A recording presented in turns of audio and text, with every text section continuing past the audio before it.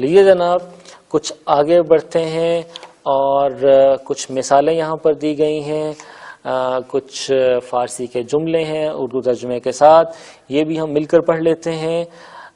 رنگ لباس بچے سفید است، جی ہاں بچے کے لباس کا رنگ سفید ہے۔ خودکار من آبی است، میری بال پوائنٹ نیلی ہے۔ یہاں دیکھیں ہم فارسی میں خودکار بال پوائنٹ کو کہتے ہیں۔ اگر آپ کے پاس ایسا پین ہو جس میں آپ انک ڈال سکیں تو اسے خود نویس کہتے ہیں۔ انک سے مجھے یاد آیا کہ بالعموم ہمارے ہاں لوگ اسے سیاہی کہہ لیتے ہیں، تو میری آپ سے درخواست ہے کہ آپ اس انک کو سیاہی کہنے کی بجائے اردو میں روشنائی کہا کریں۔ فارسی میں اسی روشنائی کو ہم جوہر کہتے ہیں۔ صحیح؟ لیجیے جناب درخت برگهای سبز دارد، درخت پر سبز پتے ہیں۔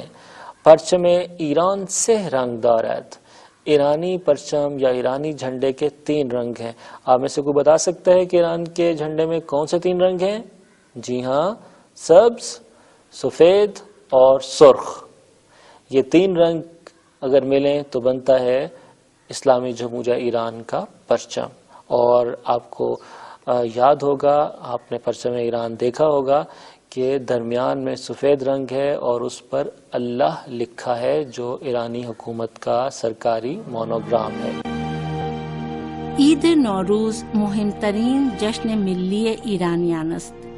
این عید نخستین روز سال نو برابر با اول فروردین و آغاز فصل بهار است.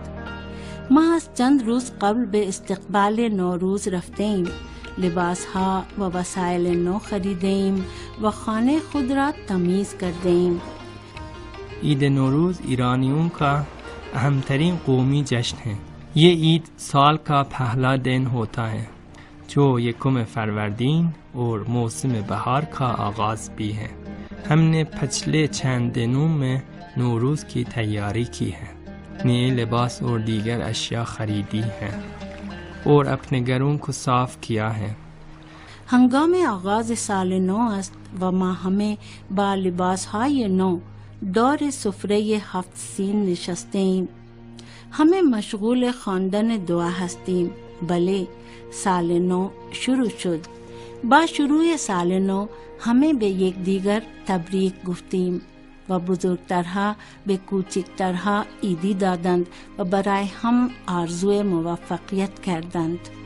نئے سال کے آغاز کے وقت ہم سب نئے کپڑے پہن کر سفرے 7 سین، جس پر سین سے شروع ہونے والے 7 چیزیں رکھی جاتی ہیں، کے گرد بیٹھے ہیں اور دعا پڑھنے میں مصروف ہیں۔ جی ہاں، نئے سال کا آغاز ہو گیا ہے۔ نئے سال کا آغاز ہوتے ہی سب نے ایک دوسرے کو مبارکباد دی اور بڑوں نے چھوٹوں کو عیدی دی اور ایک دوسرے کے لیے کامیابی کی رنگ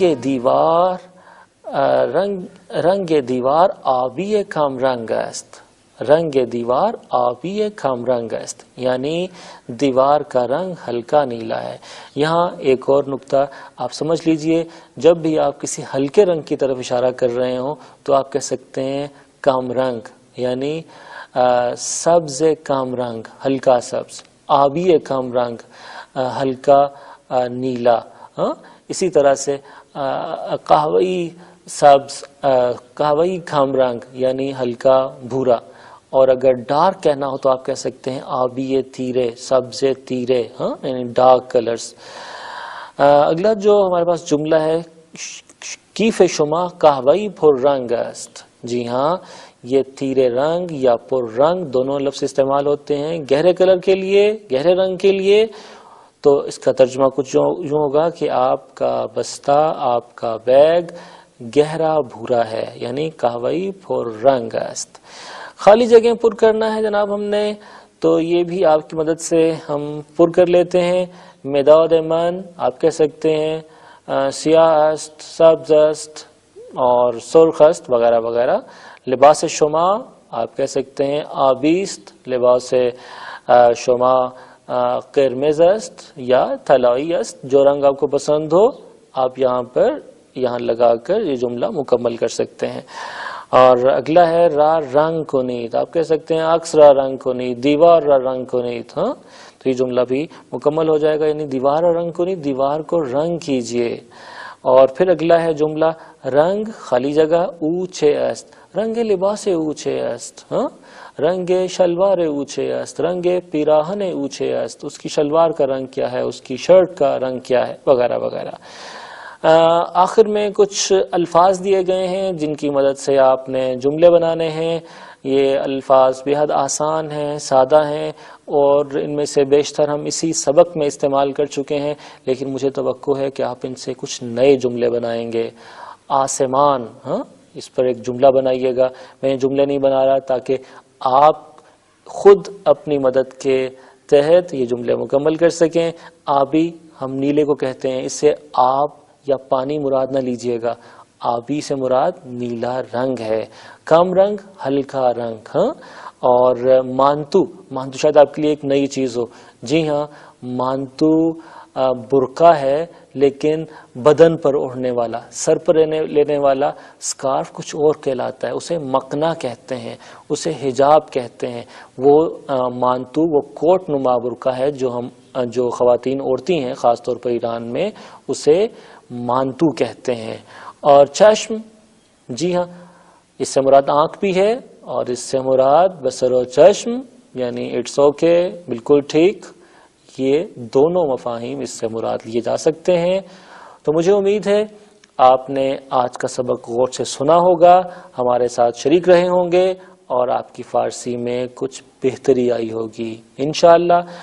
مجھے امید ہے آپ اسی طرح محنت کرتے رہیں گے اور فارسی میں ہمارے قدم بقدم آگے بڑھتے رہیں گے. آج کی کلاس کا وقت ختم ہوا چاہتا ہے، تو میں آپ سے اجازت چاہتا ہوں. اگلی کلاس تک کے لیے خدا حافظ.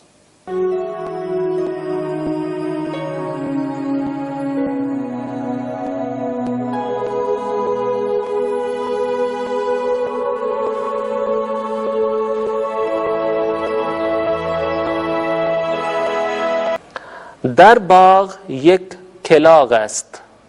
در باغ میں یک. لیجئے آپ نے فارسی گنتی سیکھنے کا بھی آغاز کر دیا. فارسی میں ایک کے لیے جو لفظ استعمال ہوتا ہے اسے یک تلفظ کرتے ہیں. اور کلاغ یعنی کوا. در باغ یک کلاغ است، باغ میں ایک کوا ہے. لیجئے ہم نے نہایت آسانی کے ساتھ چند لمحوں میں فارسی کے ابتدائی یہ چند جملے سیکھ لیے. اسی سبق کی مشق نیچے دی گئی ہے اور آپ سے جملے مکمل کرنے کو کہا گیا ہے. این است دو الفاظ موجود ہیں اور اس کے نیچے چند دیگر الفاظ دیے گئے ہیں جن کی مدد سے آپ یہ جملے مکمل کر سکتے ہیں. خانے یعنی گھر، دانشگاہ یونیورسٹی، پوسٹ خانے یعنی پوسٹ آفس، ادارے دفتر یعنی آفس، باغ یعنی گارڈن یا اردو میں اسے باغ ہی کہتے ہیں. آئیے ان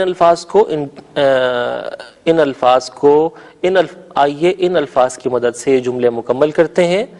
این خانه است، این دانشگاه است، این پست خانه است، این اداره است، این باغ است. اسی طرح سے دیگر دیے گئے جملے بھی مکمل کیے جا سکتے ہیں. میں یہ جملے مکمل صورت میں آپ کے لیے پڑھتا ہوں. آن زن است یعنی وہ عورت ہے. آن مرد است یعنی وہ مرد ہے. آن پسر است وہ لڑکا ہے یا وہ بیٹا ہے. آن دختر است وہ بیٹی ہے یا وہ لڑکی ہے.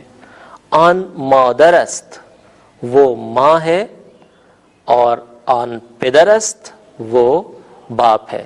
یہاں آپ نے دو نئے الفاظ سیکھ لیے، مادر اور پدر۔ مادر ماں کے لیے اور پدر باپ کے لیے۔ اس سے اگلے سوال میں بھی آپ کو این است اور آن است کے ساتھ کچھ الفاظ دیے گئے ہیں جن کی مدد سے یہ جملے بنائے جا سکتے ہیں۔ احمد لڑکے کا نام ہوتا ہے، پروین بالعموم ہمارے ہاں لڑکیوں کا نام رکھا جاتا ہے، استاد وہی استاد ہے، دانشجو آپ سیکھ چکے ہیں کہ اس کا مطلب طالب علم، کلاس، مدرسہ اور دانشگاہ جیسے الفاظ بھی آپ سیکھ چکے ہیں۔ دانشگاہ پھر عرض کر دوں ہمارے ہاں یونیورسٹی کے طور پر استعمال ہوتا ہے، یعنی اگر میں کہنا چاہوں پنجاب یونیورسٹی تو میں کہوں گا دانشگاہ پنجاب۔ اس کے ساتھ ہی ہماری آج کی کلاس کا وقت ختم ہوتا ہے۔ انشاءاللہ اگلی کلاس میں آپ سے ایک بار پھر ملاقات ہوگی، تب تک کے لیے خدا حافظ۔